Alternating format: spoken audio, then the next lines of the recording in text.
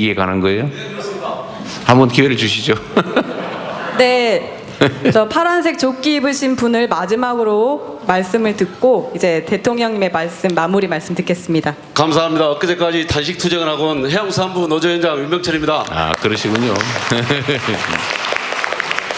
먼저 이 자리를 마련해주신 대통령님께 진심으로 감사드립니다. 그리고 해양강국이라는 꿈을 가지고 대한민국의 제2 성장 엔진을 마련한다에 대해서 저희 해수부 직원들은 꿈에 부풀어 있습니다. 그러나 좀 아쉬운 점은 현재 아침에 뉴스에도 봤는데 산업부를 해수부에 달라니까 그건 안 된다 해서 마치 해수부와 산업부의 hin겨루기 같이 보이는데, 제가 왜 가져오는데 그 부분만 잠깐 말씀드리겠습니다. 첫 번째, 선박의 가격은 50%가 장비입니다. 엔진하고 해양 시스템인데 국산화 장비는 거의 없습니다. 현재 일본과 유럽이 전부 장비들을 점령하고 있는데요. 아까 말씀하셨다시피 에탄올이나 이런 에너지 전환과 친환경 자율선박으로 지금 변화가 되고 있는 시기입니다. 그런데 우리 해수부가 산업부에 이런 플랜트가 없기 때문에 지금까지 선박을 세계 강국 세계 1위로 건조함에도 불구하고 대한민국에 이런 제대로 된 기자재 연구소가 단 한 군데도 없습니다. 이것을 국가에서 조그만 예산을 투입한다면은 이런 앞전에 정부에서도 녹색 성장, 친환경을 강조하면서 강공선 선박에 친환경 선박이 아니면 예산을 안 줬습니다. 그런데 이게 없기 때문에 전부 수입산으로 대체하고 오파상에 배만 불리고 외국 업체로 하는 게 많았습니다. 그런데 많은 국내 업체들이 중소 작은 업체에서 가능하다.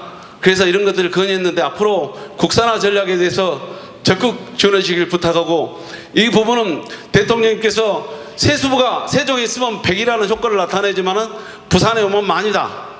그렇습니다. 해양 플랜트가 산업부에 있으면 1000이지만은 우리 해수부로 오면은 부산에 오면은 12,000이 될 것입니다. 이것은 성장과 어디가 효과가 있는가, 이 부분을 대통령님께 결단이 필요하다고 봅니다. 두 번째입니다. 수산이 좀 소외됐다고 하는데 현재 저희들이 부산으로 이전하면서 대통령, 우리 장관님과 차관님이 국제회의라든지 또 법안이라든지 여러 가지 행사 참석이 많습니다. 그래서 행정 공백들이 많아서 저희 간부들이 국회나 서울에 가서 보고하는 상황이 많습니다. 이것을 보완하기 위해서는 복수 차관제를 둬서 업무를 분담하면 효율적으로 되지 않을까 싶습니다. 그리고 후쿠시마 오염수 때문에 엄청 국민들의 식탁에 불안이 있었는데 수산은 국민의 먹거리이자 국가의 식량 안보 전략입니다. 그런데 정원 한 명을 못 구해서 수산 동식물 전문가를 구해야 되는데 수의사를 한 명 하는데 행안부의 담임이 너무 높아서 인원을 못 가고 직원들이 연가 보상비를 해서 인기제 근로자로 지금 몇 년째 채용하고 있습니다. 그리고 어민들의 안전과 중국어를 단속하는 LNG 선박을 3,000톤짜리 지금 건조하는데 1,000톤짜리 선박 인원하고 인원이 똑같습니다. 그래서 이 배는 365일 직원이 상주해야 되는데 폭발 위험성도 있고 하는데 지금 배가 시운전하고 있는데요. 저선수하고 있는데 어제 밤새도록 새벽 3시까지 직원들이 하소연하고 위험이 상존되어 있다. 이런 부분을 말씀했는데 마지막으로 짧게 말씀드리겠습니다. 마지막으로 대통령님께서 우리 장관님한테 연내에 갈 수 있죠? 이렇게 물어보니까 가슴이 철렁했습니다. 왜냐하면 공무원은 국가의 부름을 받아서 언제든지 달려가야 되고 국민의 공복으로서 최선을 다해야 됩니다. 그러나 저희들이 어쩔 수 없는 사항들이 있습니다. 이제 신규자들은 전월세 계약이 1년 6개월 남았고 또 막 고등학생이 된 학부모들 또 대학을 졸업해야 되는데 자녀만 세종에 놓고 부모만 와야 되는가, 이런 고민들이 많습니다. 그래서 좀 그 부분들을 대통령께서 공약으로 내것인 주 4.5일제 근무를 해수부에 시범적으로 할 수 있는지, 또 하나 우리 박형준 시장이 모셨는데 조금 이따 박형준 시장한테 직접 말씀을 듣고 싶습니다. 해수부를 위해서 다 해주겠다가 아닌 어떠한 것들을 전폭적으로 지지해주겠다, 약속하겠다, 그 약속의 말씀을 듣고 싶고요.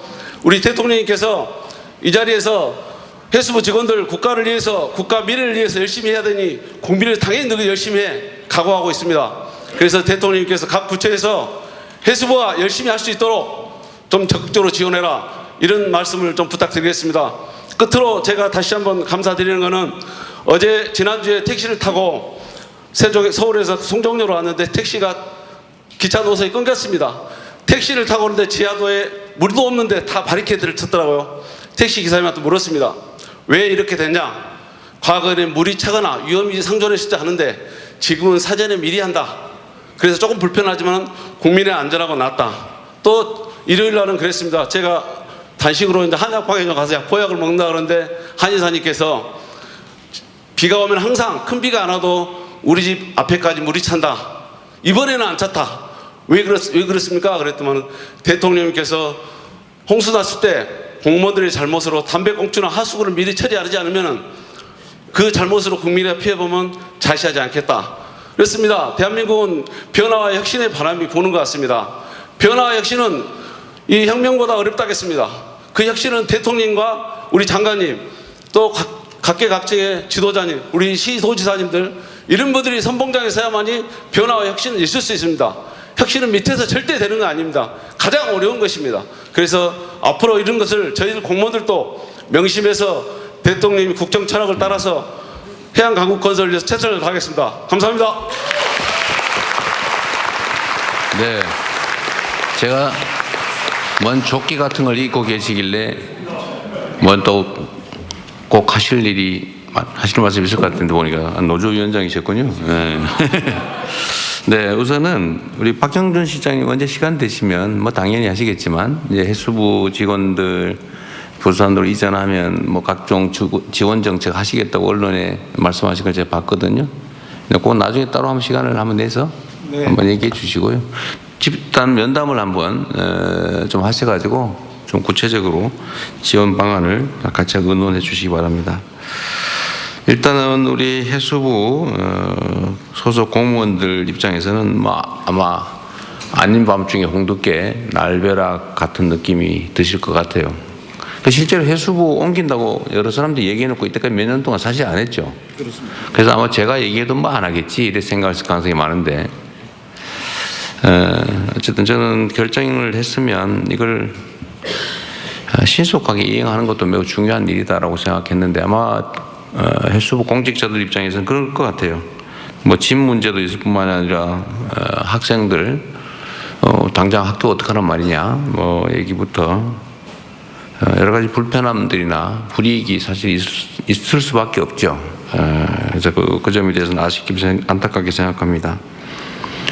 그러나 또 제가 언제나 말씀드리는 것처럼 전체를 위해서 개인 또는 특정 사람들이 특별한 희생을 치르면 그에 대해서는 또 상응하는 특별한 보상을 해야 그게 실질적으로 공정한 세상 아니겠냐라는 게 제 평소 신념이어서 우리 해수부 공무원들을 다른 공무원들과 다르게 또 세종으로 갔다가 또 부산으로 또 가게 되는 그런 이중의 불편함을 겪게 된 점에 대해서는 객관적이고 합리적으로 억울하지 않게 필요한 대책들을 충분하게 수립하도록 하겠습니다. 뭐 장관이 잘 하시겠죠. 뭐 지금 19대 안돼도 뭐 이미 다 약속한 것 같은데 보니까. 대통령 말씀대로 네, 최선을 다하도록 하겠습니다. 억울하지 않게요. 또 흔쾌하게 국민을 위해서 일할 수 있는 조건을 잘 만들어 주시기를 바랍니다.